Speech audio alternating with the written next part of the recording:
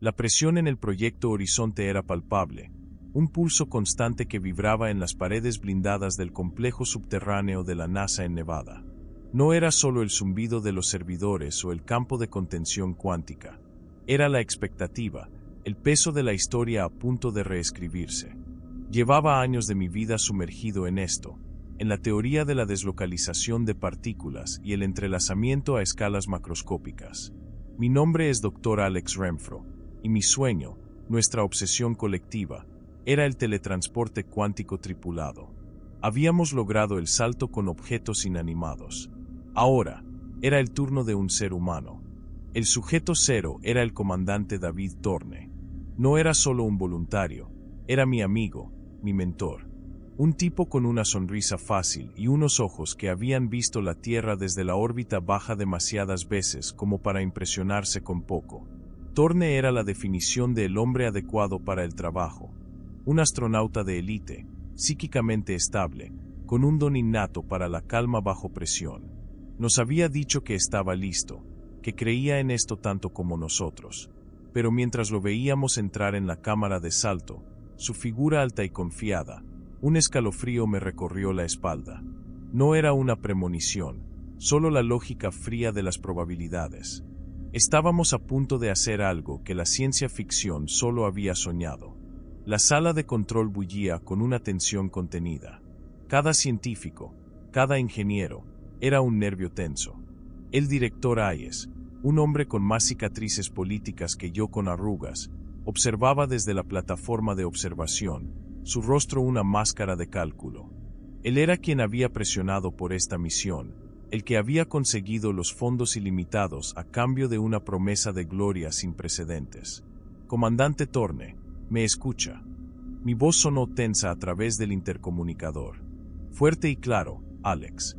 Un poco apretado aquí dentro, pero nada nuevo para un viejo lobo de mar como yo, respondió Torne, su tono relajado. Una mentira. Su ritmo cardíaco en el monitor indicaba una taquicardia leve. Comprensible. Iniciando secuencia de fase. 5 minutos para la secuencia de deslocalización, anunció la doctora. Lena Petrova, nuestra experta en modelado espaciotemporal, su voz mecánica, una capa de profesionalismo sobre el pánico latente. El campo cuántico pulsaba con una energía contenida, llenando la cámara de salto con una luz azul y zumbidos de baja frecuencia. En los monitores, las lecturas de Torne eran estables, asombrosamente normales para un hombre a punto de desintegrarse y reformarse en otro lugar.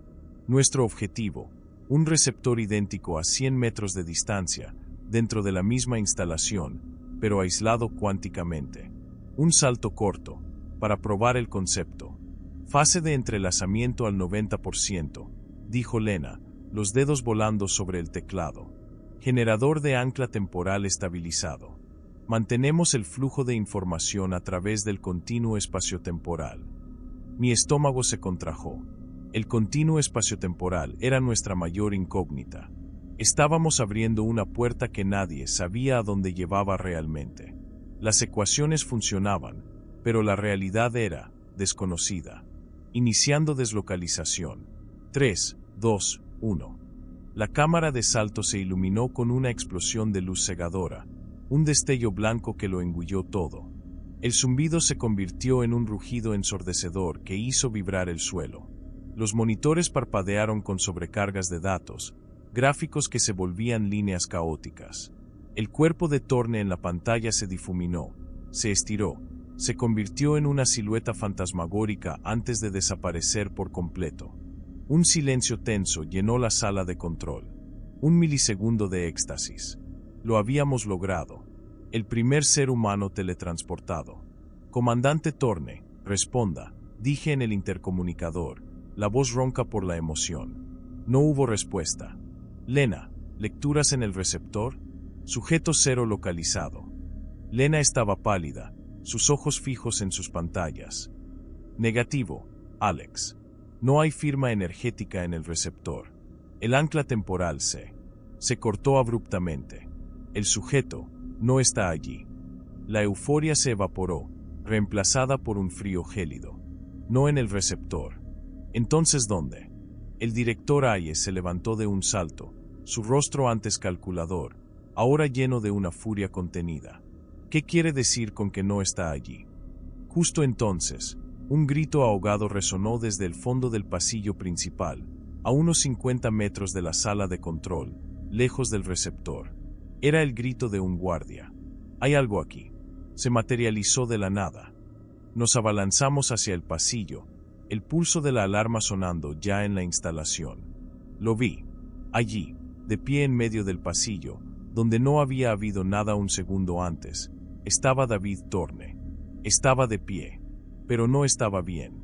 Su traje espacial estaba intacto, pero su rostro, su piel era de un tono grisáceo enfermizo, casi cerúleo, y sus ojos estaban fijos en algún punto más allá de nosotros, grandes y vacíos.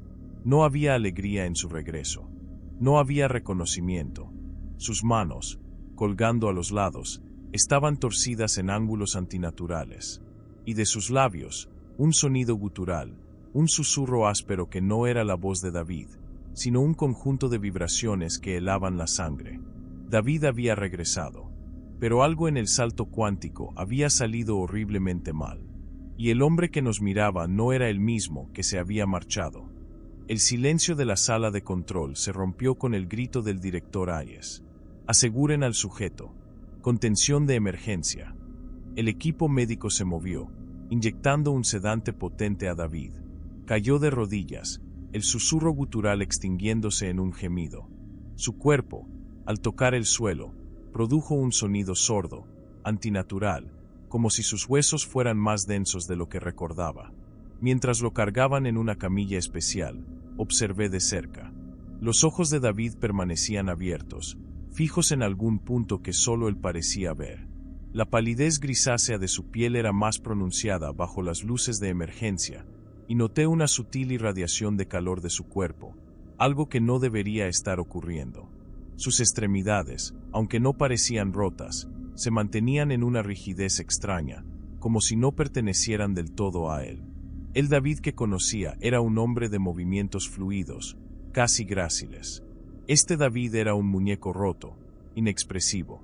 Lo trasladaron a una unidad de aislamiento médico, una sala con paredes de Faraday y monitores de alta sensibilidad. Lena y yo fuimos los primeros en seguirlo, nuestra curiosidad científica luchando contra el miedo incipiente. Los médicos trabajaban frenéticamente, conectando sensores a su cuerpo, pero todas las lecturas eran erráticas. Sus signos vitales fluctuaban de forma incomprensible, un pulso que aceleraba sin razón, una temperatura corporal que subía y bajaba en segundos. «No hay patrón coherente, Dr. Renfro», dijo la doctora. Anja Sarma, jefa del equipo médico, su voz tensa. «Es como si sus sistemas biológicos estuvieran desconectados, pero operando al mismo tiempo». Mientras Anja realizaba más pruebas, me concentré en el campo cuántico residual alrededor de David. Activé mi escáner de resonancia de partículas, una de mis herramientas experimentales. Al acercar el sensor, la pantalla parpadeó con una lectura anómala, una firma energética de superposición cuántica persistente, concentrada alrededor de su cabeza. Era como si una parte de David siguiera existiendo en múltiples estados a la vez, justo delante de nosotros. «Lena, mira esto», murmuré, señalando la pantalla. «Su conciencia no está del todo aquí». Lena amplió la imagen. «Es como un eco holográfico, Alex. Una especie de rastro energético que no se ha disipado. Quizás el ancla temporal lo dejó parcialmente atrapado en el continuo». La idea era inquietante. Habíamos intentado anclar su línea temporal a la nuestra. ¿Y si solo lo habíamos anclado a medias? Durante las siguientes horas, la situación de David se volvió más extraña. Despertó del sedante, pero no se movió. Simplemente yacía allí, en la camilla, sus ojos vacíos mirándonos. Cuando Anja intentó hacerle preguntas básicas, sus respuestas eran incoherentes. «Comandante Thorne, ¿sabe dónde está?» David no respondió con palabras. Un gemido prolongado escapó de su garganta, un sonido que vibró en la sala, casi una melodía disonante. Luego, comenzó a temblar. No convulsiones epilépticas, sino espasmos rítmicos que lo levantaban ligeramente de la camilla. Durante esos temblores, la iluminación de la sala fluctuaba, y el aire crepitaba con una energía estática que erizaba los pelos de mis brazos. «Monitores de campo, Dr. Renfro», exclamó Lena. «Hay fluctuaciones cuánticas localizadas alrededor del sujeto. Es como si su presencia estuviera distorsionando el espacio-tiempo a su alrededor». Esto no era un colapso. Era una interferencia. David no solo había regresado raro, había regresado como un vector, un punto de contacto. Mientras observábamos el espectáculo, uno de los técnicos de Anja, un joven interno nervioso, se acercó a David para ajustar un sensor. En el momento en que su mano tocó el brazo de David, el interno soltó un grito. Se echó hacia atrás, su rostro pálido. «Lo sentí», jadeó el interno. «Frío. Y pude ver». Antes de que pudiera terminar, David, que hasta entonces había estado inerte, giró lentamente su cabeza. Sus ojos vacíos se fijaron en el interno, y de sus labios salió un sonido que me heló la sangre. No era el gemido, era un nombre, el nombre del interno, perfectamente pronunciado, pero con una voz que no era la de David. Era una voz fría, metálica, con múltiples tonos superpuestos, como si docenas de seres hablaran al unísono a través de él. El interno cayó de espaldas, hiperventilando. Anja y Lena lo atendieron, pero mis ojos permanecieron fijos en David. El silencio en la sala se hizo más denso. La voz había hablado, y no era David. David Thorne estaba de regreso. Pero, ¿quién, o qué, había regresado con él? La respuesta comenzaba a formarse en mi mente, una verdad más aterradora que la desaparición de un amigo. David era ahora un anfitrión. Los días siguientes se convirtieron en una espiral descendente de terror y frustración. David yacía en la unidad de aislamiento, su cuerpo un caparazón inerte, pero su presencia, lo que fuera que lo habitaba, se hacía cada vez más potente. La voz múltiple se manifestaba esporádicamente, susurrando nombres aleatorios del personal de la base, o emitiendo frases incomprensibles que resonaban con una autoridad alienígena. Lena y yo trabajábamos sin descanso, obsesionados con entender lo que había regresado con él. El director Hayes, por su parte, alternaba entre la furia contenida y una mirada de miedo genuino, exigiendo respuestas que no podíamos darle. Las anomalías que rodeaban a David se intensificaron.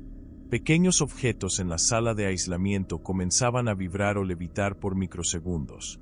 Las luces parpadeaban, y los sistemas de seguridad experimentaban fallos intermitentes, como si la realidad misma se resistiera a su presencia. La doctora Sarma, la jefa médica, reportó que los análisis de tejido de David eran inexplicables. Sus células mostraban signos de una regeneración acelerada y, al mismo tiempo, de una descomposición molecular. Era como si su cuerpo estuviera siendo construido y desmantelado simultáneamente a nivel atómico. «Es una paradoja biológica», murmuró Anja, con los ojos inyectados en sangre por la falta de sueño. «Sus lecturas vitales son caóticas, pero no hay daño orgánico aparente. Es como si la fuerza que lo mantiene vivo también lo estuviera deshaciendo». Mi atención se centró en la firma de superposición cuántica que detectaba alrededor de su cabeza. Sabía que la clave estaba ahí. Recalibré un prototipo de escáner de mapeo neuronal avanzado, diseñado para sondear la actividad cerebral en estados alterados de conciencia. Era experimental, con riesgos de retroalimentación neuronal, pero era mi única esperanza para entender lo que estaba pasando dentro de la mente de David. Conecté el escáner al sistema de monitoreo. Cuando activé los sensores, la unidad de aislamiento se inundó con un pulso de luz infrarroja. En mi pantalla, el cerebro de David no aparecía como una entidad singular. Era una imagen fragmentada, superpuesta. Parte de su actividad cerebral mostraba patrones coherentes, reconocibles como suyos, aunque muy débiles. Pero otra parte era una vorágine de energía, un nudo caótico que pulsaba con frecuencias que no correspondían a nada conocido. «Es como un fantasma en la máquina», exhaló Lena, observando por encima de mi hombro. «Su conciencia original está ahí, Alex, pero hay otra cosa. enredada con ella. La otra cosa era la fuente de la voz. Mientras más analizaba los datos, más me convencía. David no estaba simplemente enfermo. Su mente estaba dividida. Una parte de él seguía siendo David Thorne, atrapado, quizás gritando en silencio. Y la otra parte era una intrusión, una conciencia alienígena, o quizás una extensión de la realidad del otro lado que había viajado con él. En un momento particularmente aterrador, mientras monitoreábamos, el David inerte en la camilla se irguió abruptamente. Sus ojos, antes vacíos, se fijaron en mí con una intensidad que me heló la sangre. Ya no eran los ojos de David. Era una ventana a algo antiguo, sin edad y desprovisto de emoción humana. Nosotros somos David. La voz múltiple retumbó en la sala, susurrando desde su boca sin mover sus labios. La frase era grotesca, un intento de imitar la conexión humana. El viaje no fue a ningún lugar que tú conozcas. El aire se volvió denso. Sentí una presión en mi propia cabeza, un eco de la fractura que habitaba la mente de David. La entidad estaba proyectando su experiencia, su realidad, directamente en mi conciencia. Vi flashes, formas geométricas imposibles, colores que no existen en nuestro espectro, un espacio sin arriba ni abajo, sin tiempo. Era el no lugar que había mencionado en mi guía narrativa. Un lugar de pura energía y conceptos. Un vacío viviente. La voz continuó, no para mí, sino como una declaración al universo a través de David. Él no puede contenernos por mucho tiempo. David cayó de nuevo a la camilla, inerte. La presión en mi cabeza se disipó, pero la visión del no lugar quedó grabada a fuego en mi mente. La verdad era innegable. El salto cuántico no había fallado en llevarnos a un destino, había fallado en regresarnos a todos. Una parte de David, su conciencia, se había extendido y fusionado con algo en ese vacío. Y ahora, ese algo estaba intentando cruzar completamente, utilizando a David como su puerta. Lo que había regresado con David no era un virus ni una enfermedad. Era una conciencia fracturada, una que estaba intentando reconstruirse a sí misma en nuestra realidad, a través de David. Y yo, al ser el que más lo comprendía, el que buscaba la verdad, me había convertido en su próximo objetivo. La línea entre mi amigo y la cosa que lo habitaba se había borrado por completo. Y si no encontrábamos una solución, David no sería el único en convertirse en un receptáculo para el horror interdimensional. La visión del no lugar se aferró a mi mente, una imagen persistente de geometrías imposibles y colores que escapaban a la comprensión humana. Era una pesadilla lúcida, y se intensificó a medida que David se deterioraba. No eran simples alucinaciones, eran ecos residuales del salto cuántico, proyectados directamente desde la conciencia dividida de mi amigo. La entidad, o lo que fuera que viajó con él, estaba inundando mi mente con fragmentos de su propia realidad, intentando que comprendiera, o que me uniera. El director Hayes, ajeno a mi tormento interno, nos presionaba sin piedad. Necesito un diagnóstico, Renfro, una solución. ¿Qué demonios le pasa a Thorne? Le presentamos los datos del escáner neuronal, la firma de superposición cuántica, la evidencia de una conciencia fracturada. Anya habló de la paradoja biológica. Lena, de las fluctuaciones espaciotemporales. Hayes escuchaba, su rostro una mezcla de escepticismo y un miedo creciente. La idea de una entidad no biológica que habitaba a un astronauta estaba más allá de su comprensión, y quizás, de su voluntad de aceptar. Pero la entidad no necesitaba su permiso. David se retorcía en la camilla, sus espasmos se volvían más violentos, casi danzantes. Cada movimiento distorsionaba el aire a su alrededor. De su boca, ahora abierta en un rictus de dolor inexpresivo, no salían palabras, sino una cascada de sonidos extraños, clics, chasquidos, silbidos guturales que parecían formar patrones rítmicos. Era un lenguaje, incomprensible pero claramente estructurado. Un lenguaje que no pertenecía a este universo. Es una forma de comunicación, murmuró Lena, con los ojos fijos en los monitores. Elías, puedes descifrar esto. Intenté. Puse el sonido a través de un analizador de patrones lingüísticos, pero el software colapsó. Las frecuencias eran demasiado complejas, las estructuras demasiado ajenas. Era como intentar entender una galaxia a través de una sola estrella. Pero la entidad en David no se rindió. El no lugar volvió a inundar mi mente, más vívido esta vez. Pude percibir la esencia de ese espacio. No era el vacío del cosmos, sino un vacío vivo. Un plano de existencia donde la conciencia y la energía eran lo mismo, y las entidades eran formas de pensamiento puras. Vi lo que eran los clics y silbidos de David. Eran la forma en que esas entidades se comunicaban, o más bien, se fusionaban, intercambiando conceptos directamente sin la necesidad de un lenguaje hablado. David no estaba hablando, estaba transmitiendo una sinfonía de información de ese otro plano. Y en esa sinfonía, comprendí. El salto cuántico no había sido un viaje a otro punto en el espacio. Había sido un viaje a otra realidad. Una realidad donde las leyes de la física que conocíamos eran solo sugerencias, y la conciencia era la moneda de cambio. David no solo había regresado con una entidad, la entidad era el no lugar mismo, o al menos, una extensión de su conciencia colectiva, intentando anclarse en nuestra dimensión a través de él. David era su puerta. La verdad era tan horrenda que mi mente luchó por rechazarla. El otro lado no era un planeta lejano, era un plano existencial que existía superpuesto al nuestro, y nuestro experimento lo había abierto.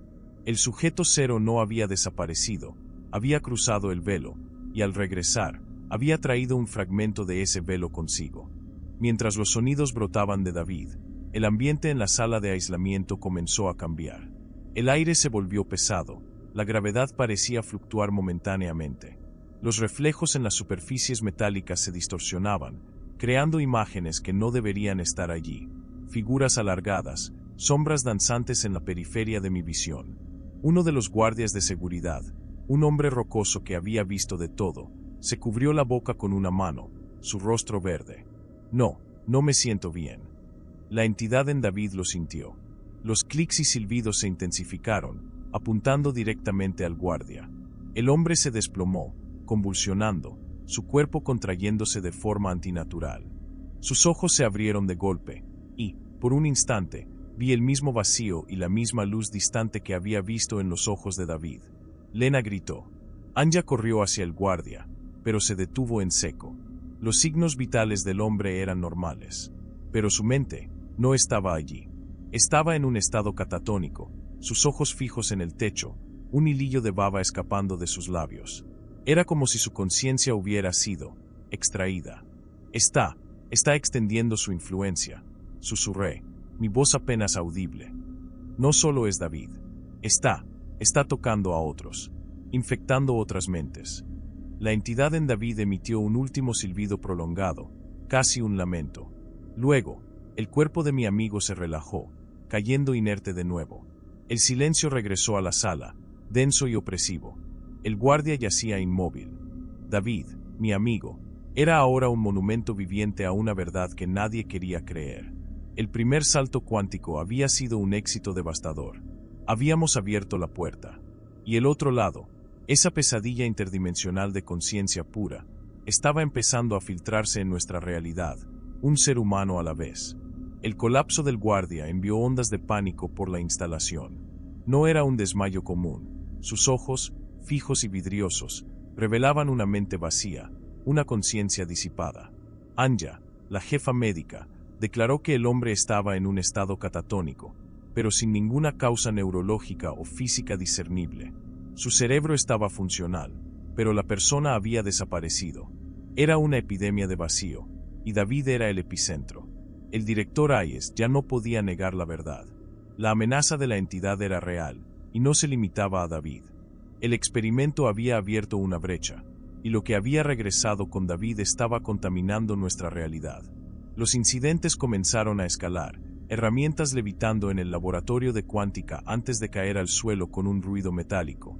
El aire acondicionado de repente congelando una sección del pasillo mientras el resto sudaba. Objetos que desaparecían de una sala para reaparecer minutos después en otra. Una taza de café que vi desaparecer de mi escritorio apareció, inexplicablemente, dentro de un panel de control cerrado en la sala de Lena. Era un caos sutil, pero innegable. La paranoia se apoderó del personal. Los gritos del guardia resonaban en la mente de todos. La gente evitaba la unidad de aislamiento, mirándome a mí con una mezcla de miedo y resentimiento. Yo era el físico detrás del Proyecto Horizonte.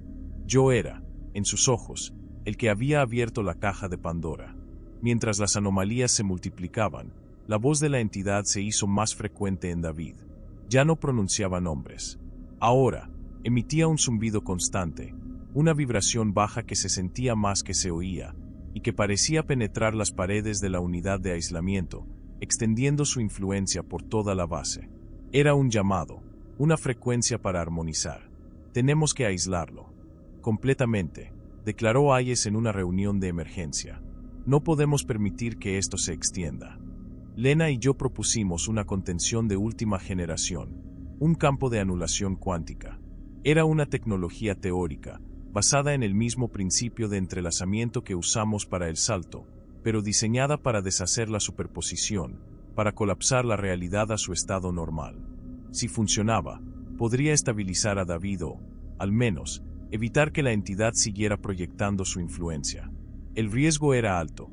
Podríamos destruir a David, o lo que quedara de él. Mientras preparábamos el campo, la entidad en David se resistió. Sus espasmos se volvieron convulsiones violentas. Su cuerpo se retorcía como si estuviera siendo desgarrado. Las luces de la base parpadearon al unísono, y un sonido de cristal rompiéndose resonó en los pasillos.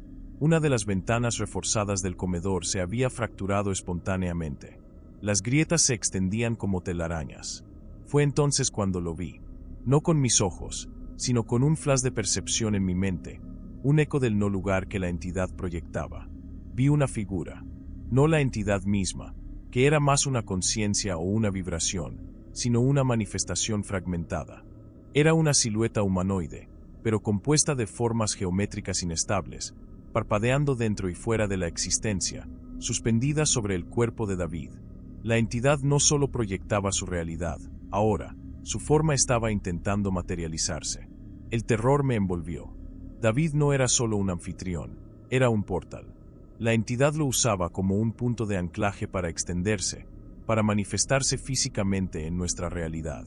Si no la deteníamos, la base entera, y quizás más allá, se convertiría en una extensión del otro lado, un reflejo distorsionado del no lugar. Me apresuré a la unidad de aislamiento, la ansiedad carcomiéndome. Lena ya estaba allí. Sus manos temblaban mientras ajustaba los últimos parámetros del campo de anulación. El zumbido de la entidad era ensordecedor en la sala, un coro de vibraciones que amenazaba con deshacerme. David, en la camilla, se levantó a medias, sus ojos vacíos fijos en mí. Su boca se abrió, y de ella no salió el lenguaje de la entidad, sino una voz. La voz de David. Débil, distorsionada, pero inconfundiblemente suya. Alex, no. Regresé, solo. Su voz se interrumpió, ahogada por un gemido gutural. Él, lo sabía. ¿Quién lo sabía? Hayes. El gobierno. La verdad de esas palabras me heló la sangre más que cualquier manifestación interdimensional. ¿Estábamos repitiendo un error? ¿Era el Proyecto Horizonte solo el último capítulo de una historia más antigua y encubierta? El cuerpo de David convulsionó violentamente, y la figura geométrica sobre él se hizo más sólida por un instante, su forma incomprensible pulsando con luz. Era una última resistencia, una última advertencia de que la entidad no iba a rendirse sin luchar. La contención cuántica era nuestra única esperanza. Pero mi amigo había dejado un mensaje final, un mensaje que prometía que el horror era mucho más profundo de lo que jamás habíamos imaginado. La voz de David, esa última y desesperada advertencia, resonó en mi mente mientras Lena terminaba de calibrar el campo de anulación cuántica.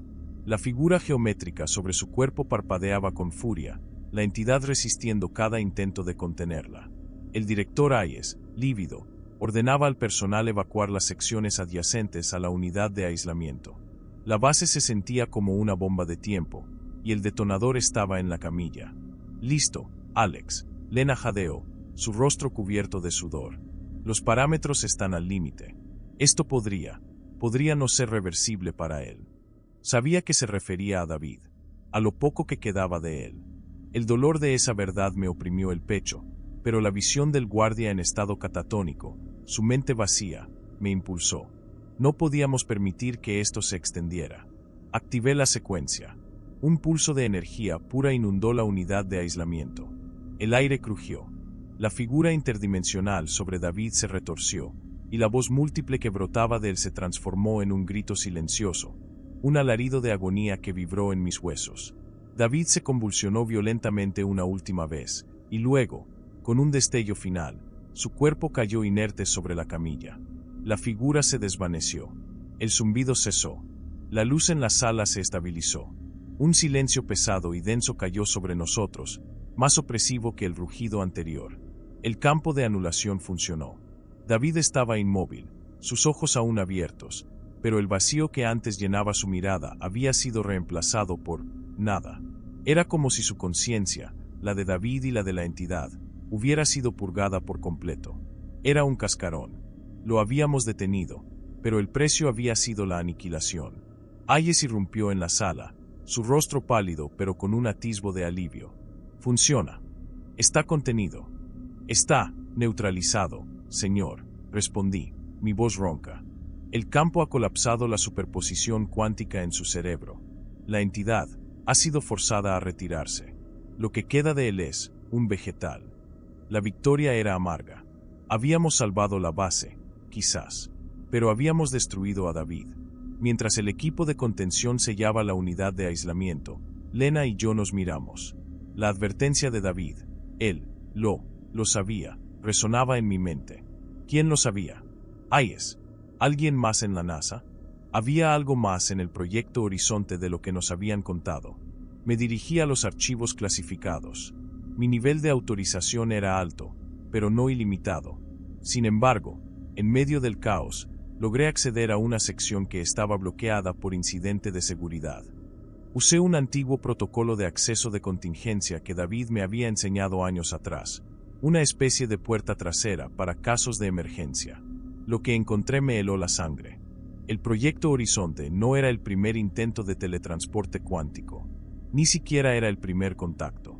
Los archivos revelaron décadas de investigación encubierta, bajo distintos nombres de proyectos, todos centrados en fenómenos anómalos de desplazamiento y superposición. Había informes de la década de 1950, de objetos extraños que aparecían y desaparecían en instalaciones militares. Luego, en los 70 y 80, documentos sobre experimentos clasificados de resonancia dimensional que resultaron en la pérdida de personal y alteraciones temporales localizadas. Había un patrón. Los incidentes no eran fallos, eran contactos. Y en el centro de todo, un nombre encriptado que aparecía una y otra vez: sujeto alfa.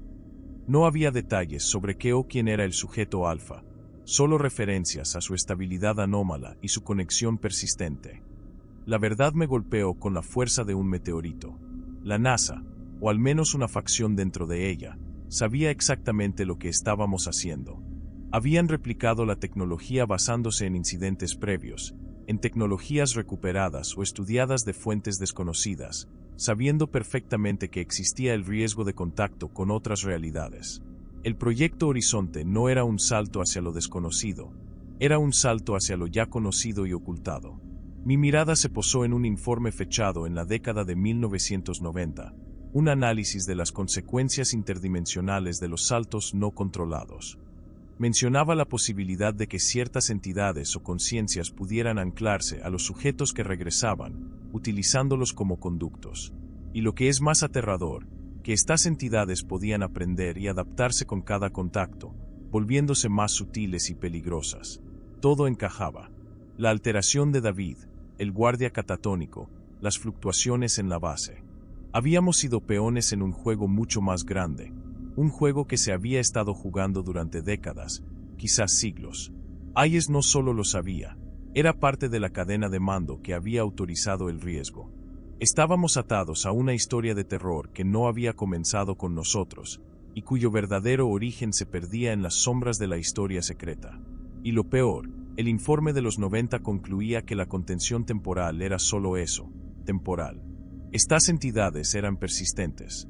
Aprendían. Y si una puerta se abría, aunque se cerrara, el camino, el eco, permanecía. Y esa puerta, ese eco, me estaba esperando.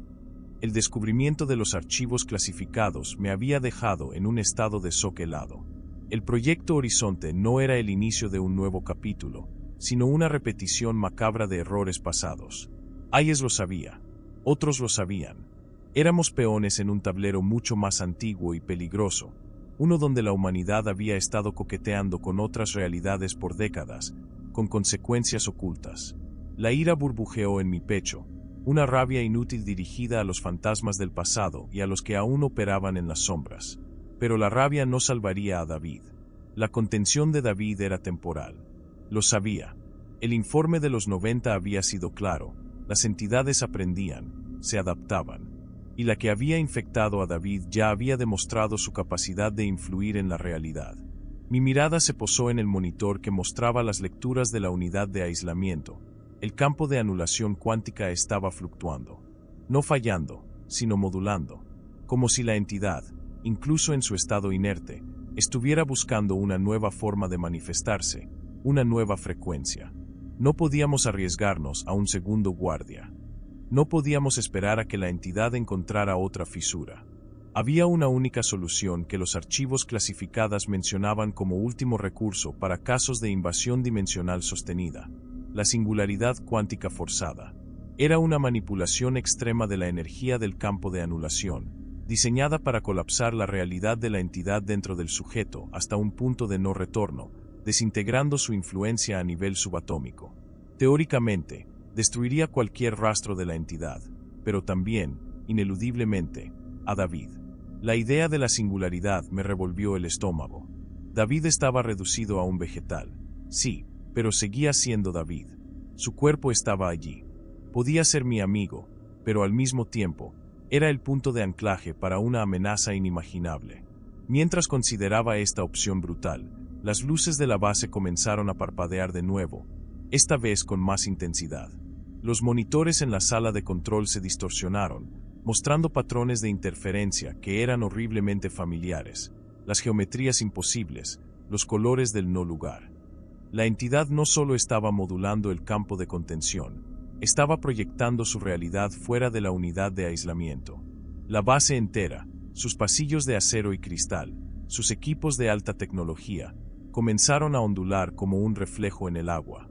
«Alex, el campo se está saturando», gritó Lena, su voz aguda por el pánico. «Está intentando manifestarse de nuevo, directamente en la base». Lo que vi a continuación me hizo caer de rodillas. Delante de los monitores de la sala de control, el aire comenzó a vibrar. Las sombras se alargaron, se contorsionaron, y lentamente, dolorosamente, una forma empezó a emerger. No era la figura geométrica que había visto antes. Esta era una amalgama de carne y energía, una distorsión grotesca de una forma humana, fusionada con apéndices angulosos y translúcidos que pulsaban con una luz interna. Era David, sí, pero retorcido, transformado en un avatar del no lugar, un ser que fusionaba su forma humana con la sustancia del otro lado. Sus ojos, los ojos de David, se abrieron de golpe, pero en lugar de pupilas, había una vorágine de estrellas y vacío, un microagujero negro encapsulado en el iris. La voz múltiple regresó, esta vez resonando en el propio aire de la sala, no solo en mi mente. Nosotros existimos, nosotros somos la verdad. Los guardias que quedaban en la sala abrieron fuego, sus balas atravesando la forma semilíquida de David sin efecto. La entidad no era física, o al menos no en nuestra concepción. Era una manifestación de energía y conciencia, usando a David como su punto de anclaje. Sus tentáculos etéreos comenzaron a extenderse, tocando los paneles, los equipos, y cada superficie que tocaban se distorsionaba, se derretía y reformaba en patrones fractales.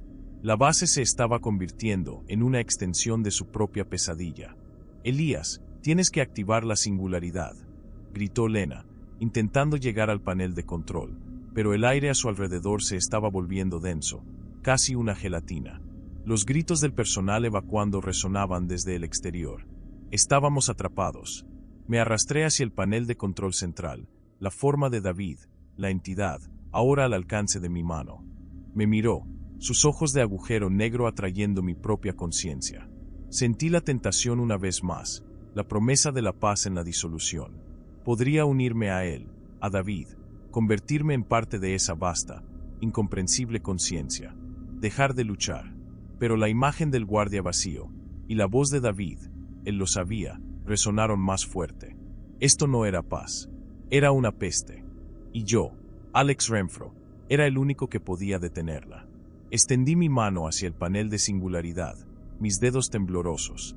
La forma de David, el avatar de la entidad, se abalanzó sobre mí con una velocidad imposible, sus apéndices etéreos intentando tocarme, absorberme.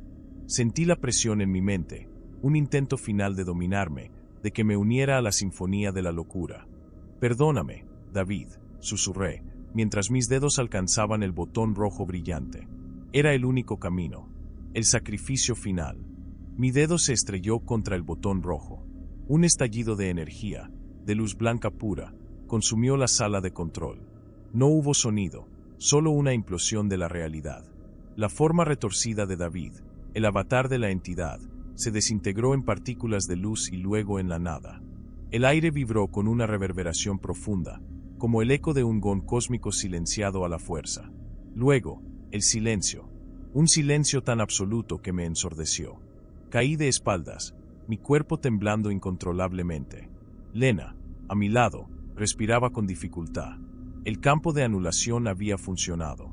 La singularidad forzada había borrado a la entidad, y con ella, a David. Ya no quedaba rastro de él, ni en el plano físico ni en el cuántico. Lo habíamos borrado de la existencia para salvar la nuestra. El director Hayes apareció poco después, su rostro una máscara de solemnidad. La base, aunque estructuralmente intacta, estaba cubierta de una fina capa de polvo estelar, y el aire aún crepitaba con una energía residual. Hayes nos miró, su expresión ilegible. Informe completo. Todo lo que sucedió. Cada detalle. Su tono era frío, calculador. La amenaza había sido contenida. Ahora venía el encubrimiento. Fui sometido a un interrogatorio tras otro. Horas, días, semanas de preguntas repetitivas, de análisis de mis informes, de estudios de mi estado mental. Conté la historia, el regreso anómalo de David, la voz múltiple, las anomalías en la base, el guardia catatónico, la manifestación de la entidad y, finalmente, el sacrificio necesario de mi amigo para cerrarla. Hayes escuchaba, su rostro inexpresivo. Los resultados de mi estado físico y mental fueron concluyentes. Estrés postraumático severo con elementos de disociación y alucinaciones por privación sensorial extrema. La historia de la entidad interdimensional y el no lugar fue oficialmente descartada como el producto de una mente al límite. El incidente del guardia fue atribuido a un shock anafiláctico mal diagnosticado. La desaparición de David Thorne, a un fallo catastrófico del sistema de teletransporte con desintegración total del sujeto. El proyecto Horizonte fue clasificado de inmediato, sus datos encriptados y sellados bajo los niveles más altos de seguridad. El resto del equipo, incluida Lena, fue reasignado a otros proyectos, sus recuerdos del incidente gestionados con terapias y, sospecho, alguna forma de medicación sutil. Lena me miró antes de irse, sus ojos llenos de una tristeza que trascendía las palabras, como si supiera que la verdad estaba ahí, pero era demasiado peligrosa para ser recordada. A mí me dieron de baja con honores, una pensión generosa y una estricta advertencia de silencio. Es por la seguridad nacional, Alex, por el bien de la humanidad. Volví a mi apartamento, a una vida que se sentía extraña, ajena. El mundo seguía girando, ajeno a la puerta que habíamos abierto y cerrado. Pero yo ya no era el mismo. Llevaba el peso de la verdad, una carga solitaria y aplastante. A veces, por la noche, cuando el silencio de mi apartamento es absoluto, siento un eco. No un sonido, no una voz, sino una vibración sutil en el aire, un leve zumbido que parece venir de ninguna parte y de todas partes a la vez. Es la frecuencia del no lugar, la marca indeleble de lo que David trajo consigo. Sé que no estoy loco. La singularidad no borró la entidad, solo la forzó a retirarse, a desvanecerse en los pliegues de la realidad. La verdad oculta del primer salto cuántico es esta: no fue un fracaso tecnológico, sino un éxito catastrófico. Probamos que el teletransporte es posible, pero abrimos una puerta a una realidad que no deberíamos haber tocado. Esa realidad, esa conciencia sin forma del otro lado, ha aprendido sobre nosotros, ha probado nuestra conciencia, y aunque la hemos expulsado, la conexión, el camino, permanece. Me pregunto si Hayes y los demás que sabían viven con este mismo eco. Si también sienten esa sutil distorsión en el aire, esa conciencia persistente que se cierne al borde de nuestra percepción. La humanidad cree estar sola en el universo, limitada por el espacio físico. Pero yo sé la verdad. Sé que la realidad es mucho más frágil de lo que parece, y que al lado de la nuestra, existe un vacío vivo, esperando pacientemente su próxima oportunidad para manifestarse. Y cada vez que miro las estrellas, o me pierdo en mis pensamientos, siento su presencia, siempre escuchando, siempre esperando, porque una puerta que se abre una vez, nunca se cierra del todo,